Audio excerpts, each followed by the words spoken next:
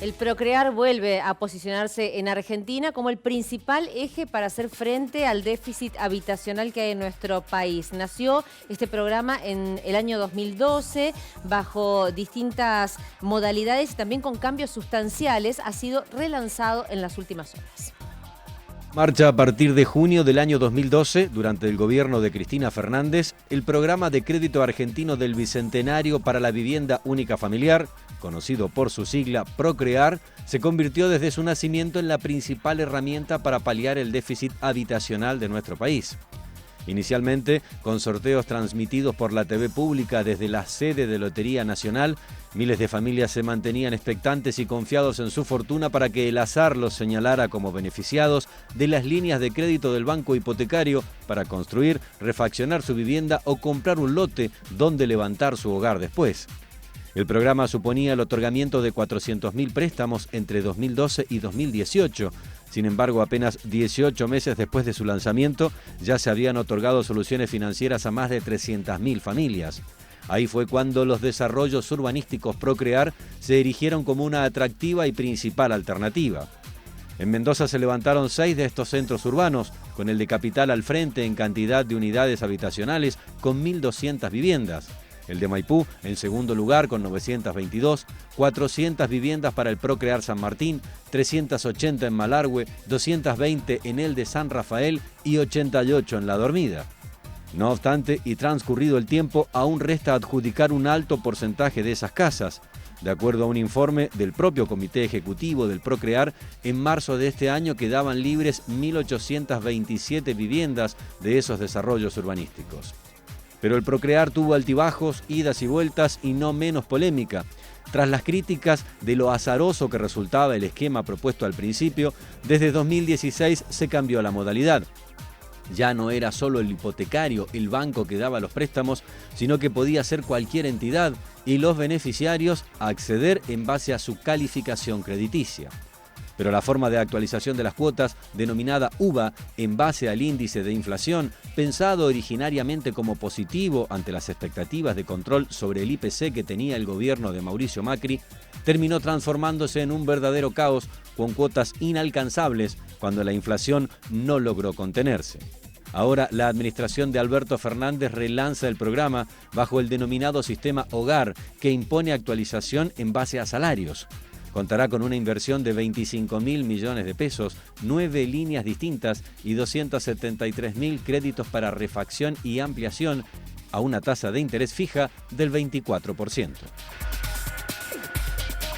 Y para ampliar sobre este tema, que sabemos que tiene mucha demanda en cuanto a lo informativo, vamos a hablar con la ministra de Desarrollo Territorial y Hábitat de la Nación, María Eugenia Bielsa. ¿Cómo le va? Muchísimas gracias por atendernos. Buen mediodía, Daniela, muchas gracias por llamar y buen mediodía a todos los mendocinos y las mendocinas. Más allá de lo que siempre se pide para este tipo de créditos, ¿cuáles son, digamos, los requisitos que usted le gustaría resaltar en esta entrevista y que, por ejemplo, tienen que ver con si hay que ser inquilino o se puede tener ya una vivienda a nombre de la persona que obtiene el crédito Procrear? No, en términos de la innovación de este nuevo lanzamiento tiene que ver con que no solo apuntamos a las cuestiones cuantitativas, sería el crédito hipotecario, sino a las cuestiones cualitativas de la vivienda, que son las líneas de créditos personales.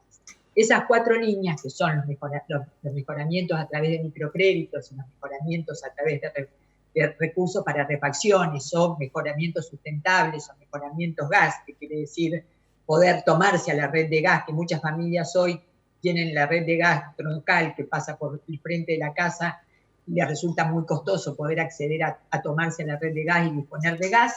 Estas líneas tienen que ver con créditos personales y estos créditos personales en las dos primeras líneas no necesariamente requieren ser propietarios, es decir, pueden claramente acceder, por ejemplo, al mejoramiento por microcrédito, que son 120.000 créditos de 50.000 pesos, personas que únicamente, digamos, el único requisito es que no tengan antecedentes financieros desfavorables, desde 18 a 68 años al momento de acceder al crédito, y que lo pueden utilizar, por ejemplo, para pintar su casa, para cambiar el mueble de cocina, priorizando, sí, siempre insumos nacionales. Este es un objetivo y es un objetivo que además tiene que ver con generar trabajo, ¿no?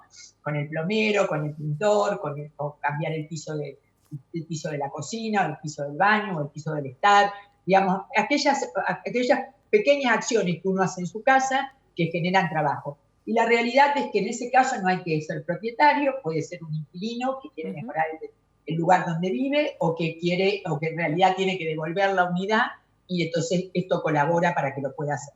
Ministra, una de las preguntas también que más nos hacen pasa por el tema de los terrenos, ¿no? Da la posibilidad de la compra de terrenos con servicios. ¿Se va a fijar un valor máximo por metro del terreno, digamos, para evitar lo que ha ocurrido en otras oportunidades, que es la especulación de aquellos que tienen este tipo de infraestructura disponible para la venta?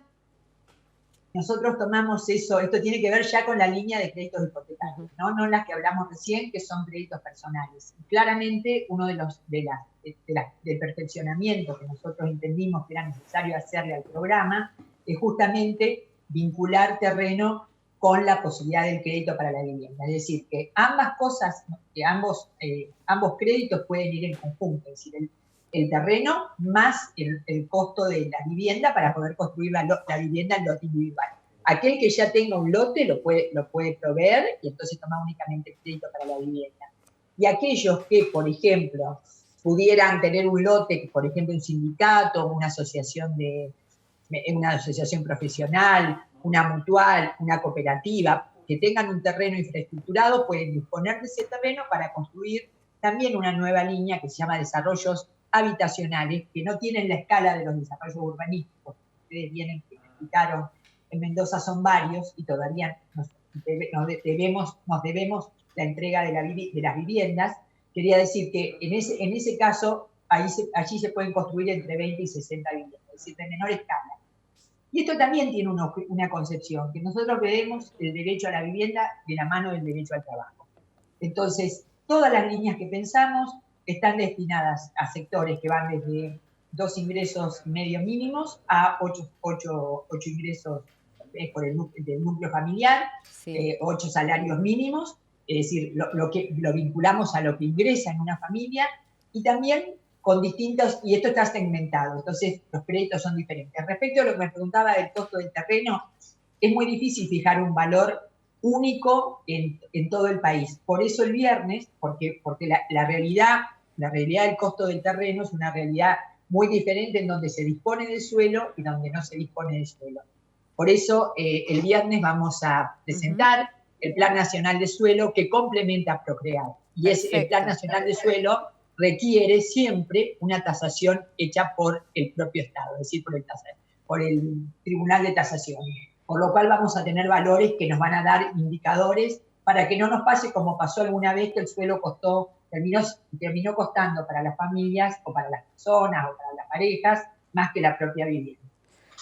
Por último, ¿cómo se puede garantizar, digamos, a las personas que quieran acceder a los créditos que no va a pasar lo mismo que con el sistema UVA? Es decir, que esta fórmula de actualización que surge a partir del relanzamiento que se denomina Hogar no les va a traer dolores de cabeza como ocurrió con el sistema anterior.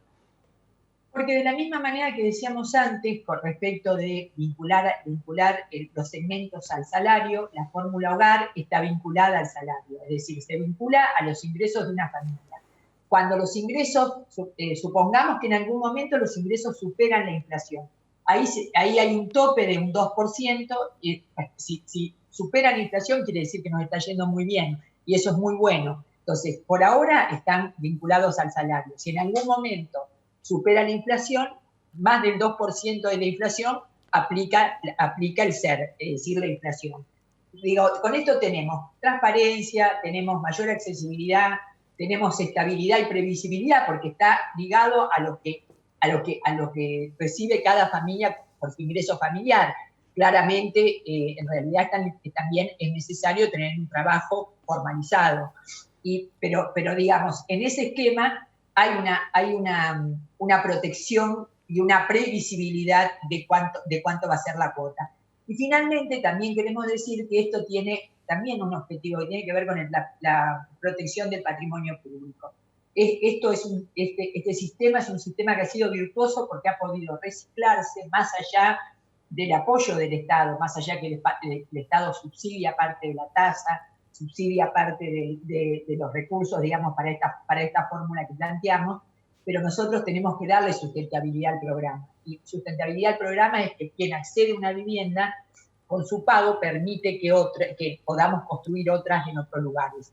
Y la realidad es que, si bien este es uno de los programas del Ministerio, es un programa que tiene una marca muy creíble. Y como tiene una marca muy creíble, es necesario potenciarla y es necesario que la tengamos distribuida de manera federal en todo el país, con las lógicas que cada parte del país tiene, ¿no? Entonces, por eso, volviendo a la pregunta inicial, es difícil fijar un valor del suelo, pero claro, sí que lo vamos a complementar el viernes con el Plan Nacional de Suelo. Ministra María Eugenia Bielsa, muchísimas gracias. Muchas gracias a ustedes por llamar y les quiero decir que tanto interés tiene que ya hay muchas consultas en la provincia de Mendoza dentro de la página del Ministerio. ¿Sí? Sí, seguro. Bueno, muchísimas gracias. Vamos a seguir en contacto.